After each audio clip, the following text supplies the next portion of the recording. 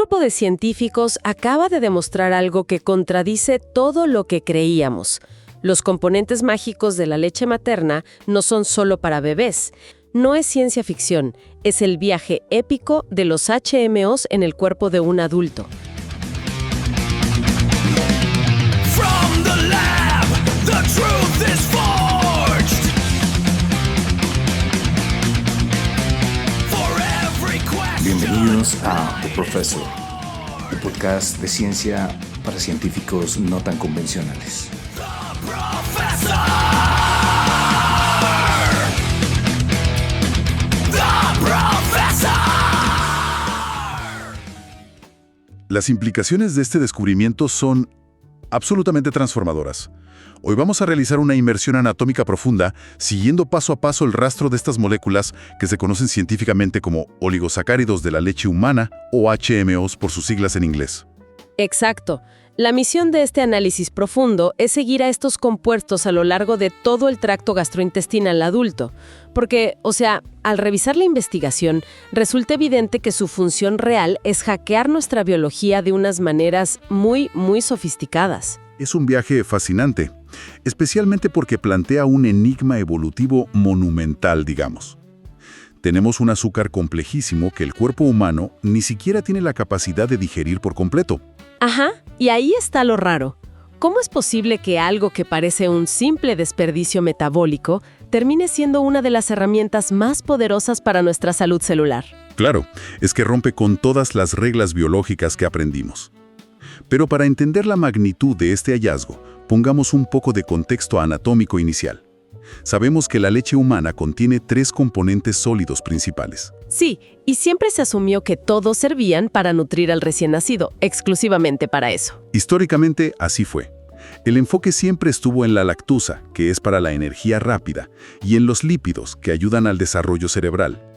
Pero en tercer lugar, por puro volumen, están los HMOs. Y aún más impactante de esto es que no hablamos de una sola molécula genérica, ¿cierto? La ciencia ha logrado identificar más de 200 estructuras distintas. Totalmente. Son estructuras con nombres químicos muy específicos, como el 2'-fucosilactosa, o 2'-FL, y el 3'-sialilactosa. Pero justo aquí es donde chocamos de frente con el dogma médico clásico. El famoso dogma de que todo esto era solo para bebés. Siempre se asumió que estos componentes tan exclusivos perdían totalmente su utilidad una vez que dejábamos de ser lactantes. Claro, ese dogma se sostenía en la idea de que la digestión adulta simplemente no permitiría que estas moléculas sobrevivieran. Pensemos un segundo en cómo funciona nuestro sistema digestivo. Es súper agresivo. Desde la boca ya tenemos enzimas que comienzan a desmantelar los alimentos y luego caen a un ambiente extremadamente hostil. Exactamente. El sistema digestivo humano adulto es, a fin de cuentas, un incinerador químico implacable. Todo lo que ingerimos se somete a un baño de ácido clorhídrico y enzimas muy potentes. El único objetivo biológico de toda esta destrucción es romper los enlaces moleculares para sacar hasta la última caloría. El cuerpo es una máquina de buscar energía. Y si algo no aporta energía celular utilizable, pues la lógica evolutiva dictaría que el cuerpo simplemente lo destruya o lo deseche. Sin embargo, aquí viene lo interesante. Los HMOs poseen enlaces glicosídicos muy peculiares. Ajá. Nuestras enzimas digestivas carecen de las, tijeras bioquímicas necesarias para cortar esos enlaces. A ver, espera. O sea que caen directamente en este pozo de ácido hirviente y, desafiando toda la lógica del estómago, ¿sobreviven casi intactos? Sobreviven casi intactos. Salen del estómago sin haber aportado una sola caloría. Y ahí es precisamente donde surge la gran disonancia cognitiva en esta inversión. Claro, una disonancia que cambia por completo el paradigma nutricional que conocemos, porque si sobreviven a todo ese proceso destructivo sin darnos energía, la pregunta obligada es ¿para qué están ahí? Exacto. ¿Cuál es su verdadera función biológica dentro del ecosistema de un adulto? Porque sencillamente no tiene sentido desde una perspectiva de eficiencia energética. A ver, espera, eso no tiene sentido. Producir estos azúcares complejos requiere un costo biológico enorme. Leí que en el calostro humano se llega a concentraciones masivas, tipo 25 gramos por litro. Es muchísimo. Es una barbaridad de energía. Y la evolución es extraordinariamente tacaña. No invertiría semejante cantidad de energía metabólica materna en sintetizar 200 moléculas si fueran un simple desecho inútil. Hay una pieza del rompecabezas que nos falta.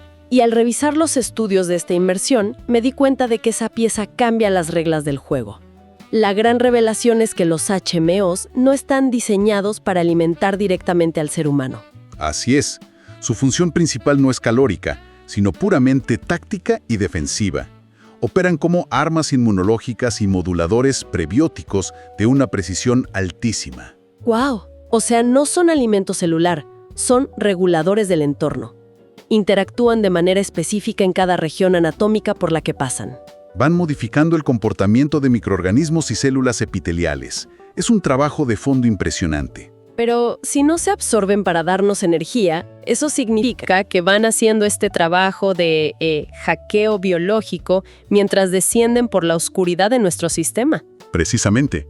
Aunque para mapear todo este viaje, necesitamos entender cómo la ciencia moderna logró observar esto sin tener que abrir quirúrgicamente a un paciente. Ah, claro, y esa es una de las partes que me pareció más fascinantes de la metodología. ¿Cómo así? ¿Cómo probaron esto en adultos de forma segura? Bueno, probar cómo interactúan estas moléculas a lo largo de un sistema digestivo vivo requiere tecnología de simulación increíblemente avanzada. Los modelos con animales tradicionales tienen límites muy severos. Revisando los apuntes metodológicos, me llamó muchísimo la atención un sistema llamado Shime. Por lo que entendí, no es un simple tubo de ensayo, es un simulador completo del ecosistema microbiano. El sistema SHIM, sí, es básicamente un intestino robótico de laboratorio. Es una maravilla de la bioingeniería, de verdad. ¿Y cómo funciona? Porque suena a ciencia ficción. Consta de varios bioreactores que están interconectados mediante computadoras. Estos replican exactamente los gradientes de acidez, las temperaturas, el tiempo de tránsito y las enzimas de cada órgano digestivo. O sea que pueden simular todo el viaje, desde el estómago hasta el colon, e incluso mantener viva a una comunidad de bacterias adultas en un ambiente sin oxígeno durante semanas. Exacto. Es la única forma de ver el impacto real en tiempo real. Y no solo eso. Para conseguir suficientes HMOs para estos ensayos a gran escala, los investigadores tuvieron que dar un paso enorme en la ingeniería genética. Ah, sí, la parte de los modelos biológicos con las cabras. Me quedé helada al leer eso. ¿De verdad insertaron genes humanos en el ADN de las cabras para producir estas moléculas? Lo hicieron, sí, porque generar estructuras tan complejas de forma artificial en un laboratorio era casi imposible hasta hace muy poco. Mediante tecnología de ADN recombinante, introdujeron genes humanos específicos. ¿Los genes responsables de las enzimas fucosiltransferasas? Esos mismos. Usaron promotores genéticos para que estas enzimas solo se expresaran en las ubres de las cabras, logrando que produjeran leche con HMOs humanizados. Es que es increíble. Gracias a esa leche humanizada y a los simuladores robóticos, pudieron soltar los HMOs en el modelo. Y empezaron a observar comportamientos bacterianos que parecían pura magia. Totalmente. Y lo más sorprendente es que este blindaje no empieza en el intestino, que es lo que todos asumiríamos, sino en el mismísimo primer punto de contacto. La boca. El viaje comienza en la cavidad oral, que es básicamente un ecosistema lleno de bacterias oportunistas. Y vi que probaron los HMS en placas de vidrio recubiertas con saliva humana. Sí, y observaron una interacción defensiva inmediata contra patógenos orales que pueden ser devastadores. Los datos muestran que bloquean la adhesión de bacterias muy específicas. Como el Streptococcus mutans, ¿verdad? Que es la bacteria principal que nos causa las caries. Esa misma. Y también impiden que el hongo Candida albicans logre formar esas biopelículas viscosas. Básicamente evitan que estos invasores logren aferrarse al tejido sano. O sea, lo logran mediante un mecanismo de engaño, por lo que leí. Estructuralmente, los HMOs son muy similares a los carbohidratos que cubren naturalmente nuestras células. Exactamente. Los patógenos usan sus proteínas de superficie para unirse a nuestras células e iniciar una infección. Buscan esos carbohidratos como puntos de anclaje. Ok, acabo de entender esto. Es como si estas moléculas crearan una capa microscópica de teflón sobre los dientes y las encías. Me encanta esa analogía. Es muy precisa. Las bacterias intentan anclarse, pero en lugar de agarrarse al diente real, se pegan al HMO que está flotando ahí y simplemente resbalan. Resbalan por completo. Actúan como análogos de receptores, saturando los puntos de anclaje del patógeno. Y desde este escudo oral, las moléculas son tragadas y bajan rápidamente por el esófago hacia la zona más hostil. La verdadera zona de peligro, claro, el incinerador gástrico. Un entorno que tiene un pH tan bajo que podría disolver metales. Y ahí es donde habita un enemigo evolutivo tremendo, el famoso Helicobacter pylori. Una bacteria temible, responsable de la inflamación crónica del estómago y de muchísimas úlceras severas. Es una auténtica maestra de la supervivencia. Totalmente. Y utiliza sus flagelos para perforar la capa gruesa del moco del estómago, ¿no? Busca moléculas en la pared para anclarse y protegerse del ácido. Así es. Pero cuando entran variantes específicas de HMOs, como el 3-sialil-lactosa o 3-SL, cambian la estrategia. Ya no solo actúan como teflón, sino que se convierten en una trampa activa. Es brillante. Engañan a la bacteria imitando la forma geométrica de las paredes gástricas. El Helicobacter está programado desde hace milenios para buscar ciertos receptores en la mucosa. Y resulta que el HMO3-SL presenta una estructura química virtualmente idéntica a esos receptores. Entonces la bacteria es engañada por este señuelo. Ataca a la molécula falsa pensando que es el tejido gástrico y se une a ella. Y queda completamente neutralizada. Queda abrazada a una pared estomacal falsa que en realidad está flotando libremente en medio del ácido. Es como un abrazo mortal. O sea, se suelta de la pared real y luego el vaciado normal del estómago simplemente la arrastra hacia el intestino para ser destruida. Es un mecanismo hermoso. Previenen la colonización de patógenos sin usar nada de toxicidad. A diferencia de un antibiótico tradicional que arrasa con todo el bioma bueno y malo, los HMOs hacen este engaño estructural. Salvando la integridad de nuestra mucosa. A ver, vamos a hacer un micro resumen súper rápido para quienes nos escuchan, porque este nivel de detalle biológico es intenso. Me parece perfecto. Adelante. Primero, actúan como teflón en la boca para evitar que las caries se peguen. Y luego se convierten en máscaras o trampas falsas en el estómago para expulsar al Helicobacter. Todo sin matar bacterias indiscriminadamente. Resumen perfecto. Y recordemos el punto más importante aquí. Hasta este momento anatómico, los HMOs siguen estructuralmente intactos. Es verdad, han superado las enzimas de la saliva y el ácido clorhídrico, demostrando ser maestros totales de la evasión. Pero el viaje recién va por la mitad. ¿Qué pasa cuando finalmente cruzan y llegan al intestino? Ahí es donde las reglas del juego cambian drásticamente. Una vez que entran al intestino delgado y contactan con las células epiteliales, abandonan su rol de señuelo táctico. Asumen una función de comunicación química directa, ¿cierto? Leí que se convierten en una especie de albañiles moleculares. Tal cual. Cuando leemos que promueven la regeneración del epitelio, a veces suena abstracto, pero interactúan con los receptores celulares enviando señales directas hasta el núcleo de nuestras células para encender genes humanos. Ok, analicemos esto, porque me pareció fascinante. Un simple azúcar activando genes humanos, como el gen MUSE. O sea, no están aportando ladrillos para construir, sino que son los arquitectos dando las órdenes. Es una comunicación cruzada increíble. Obligan al ADN a aumentar la transcripción y producción de mucinas. Básicamente, fuerzan a las paredes intestinales a segregar una capa protectora de moco mucho más densa. Y no solo eso. Los estudios muestran que también reparan las famosas uniones estrechas, estas compuertas de seguridad que están entre célula y célula en el intestino. Ese mecanismo es vital para quienes sufren problemas digestivos. Cuando esas uniones fallan, aparece la famosa permeabilidad intestinal. Toxinas y fragmentos bacterianos se filtran directamente a la sangre. Lo cual genera toda esta inflamación sistémica crónica que tanta gente padece. Entonces los HMOs sellan estas compuertas, actuando como una masilla de alta tecnología para tuberías con fugas. Restauran la integridad de la barrera por completo. Y además, se ha documentado que variantes como el 2'FL logran aumentar físicamente la altura de las vellosidades intestinales. Ah, claro, las vellosidades.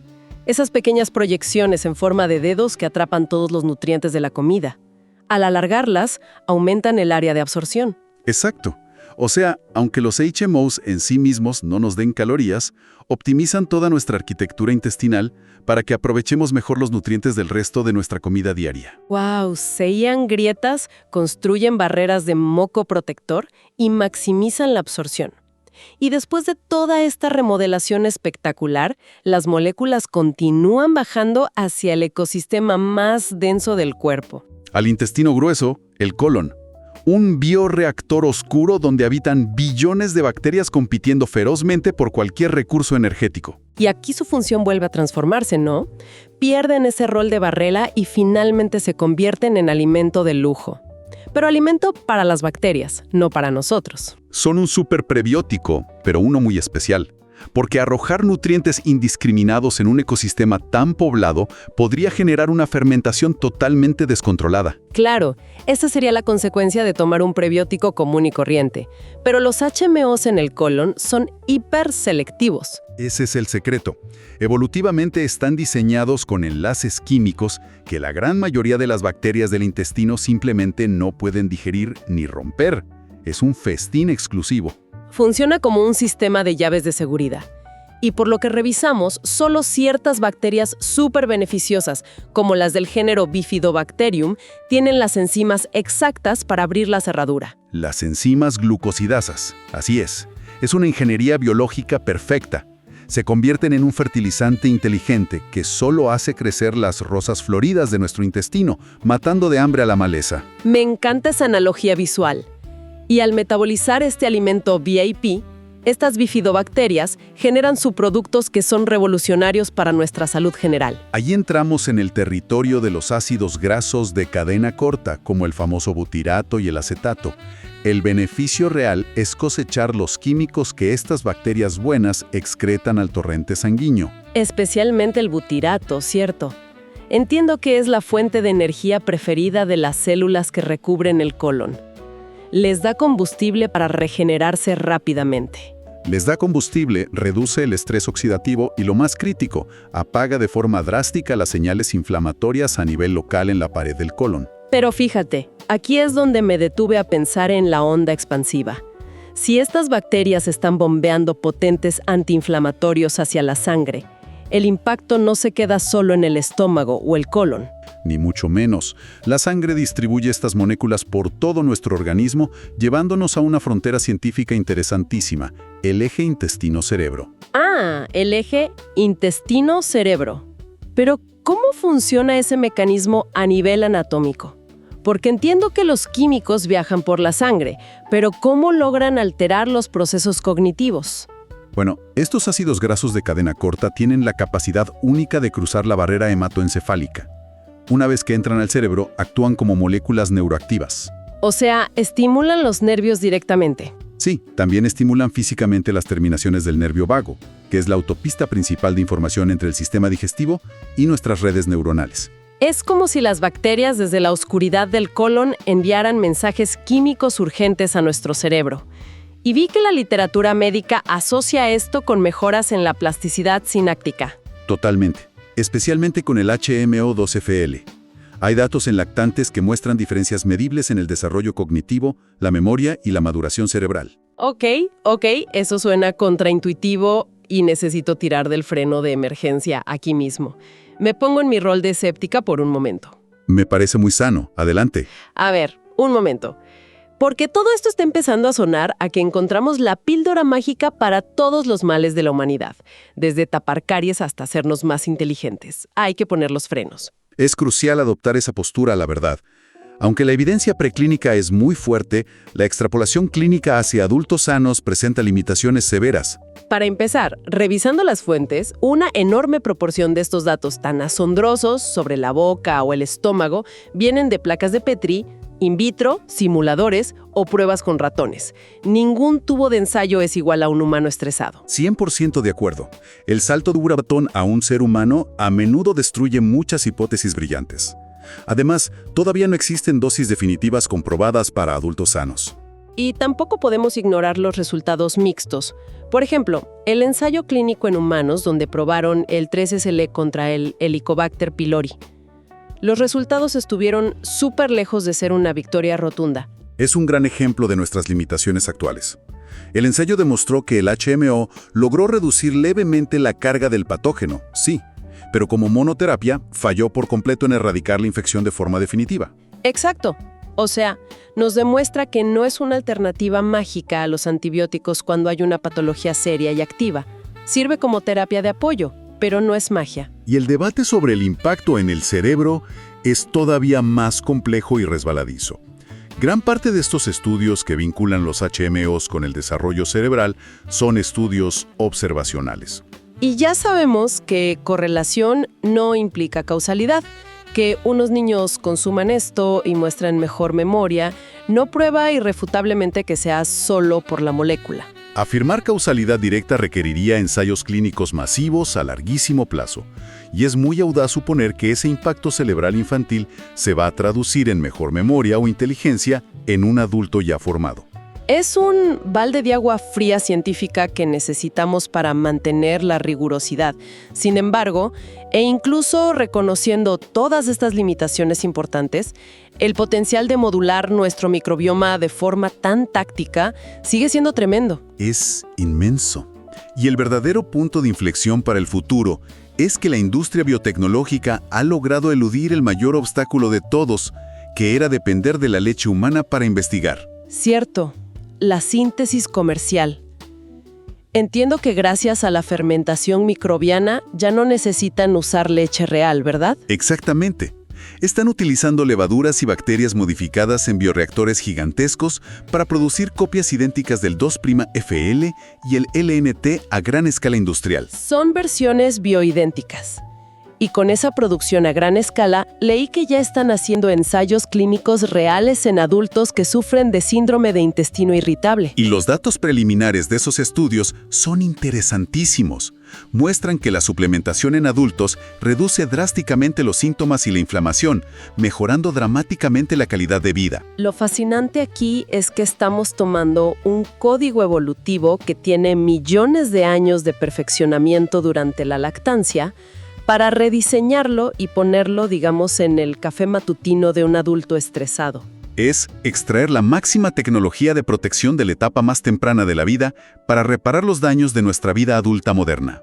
Bueno, llegando ya al final de nuestro viaje anatómico de hoy, creo que es vital destilar toda esta inmersión en las 3 ideas clave para recordar. Perfecto. Yo diría que la primera idea es recordar que los HMOs son engaños estructurales maestros. Funcionan como escudos de teflón en la boca y trampas señuelo en el estómago, sin toxicidad. Ajá.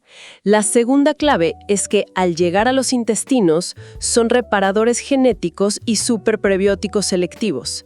Sellan las paredes con moco y alimentan exclusivamente a las bacterias buenas, como las bifidobacterias. Y la tercera idea clave es su potencial enorme, aunque todavía temprano, en el eje intestino-cerebro, aunque debemos ser muy rigurosos con la ciencia en adultos antes de afirmar curas milagrosas. Y como aplicación práctica real, fíjate, quienes padecen problemas gastrointestinales inflamatorios severos pronto podrían beneficiarse de nutrición médica de precisión con fórmulas sintéticas de HMOs. Es un horizonte clínico verdaderamente prometedor. Abre puertas que ni siquiera sabíamos que existían en nuestra biología evolutiva. Sin duda.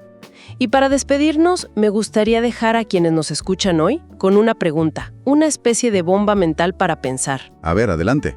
Si una sola molécula que pensábamos estaba diseñada solo para bebés tiene el poder latente de reescribir nuestra salud desde la boca hasta el cerebro, ¿qué otros secretos biológicos de la infancia hemos ignorado y están ahí, esperando ser descubiertos por la ciencia? Piénsenlo.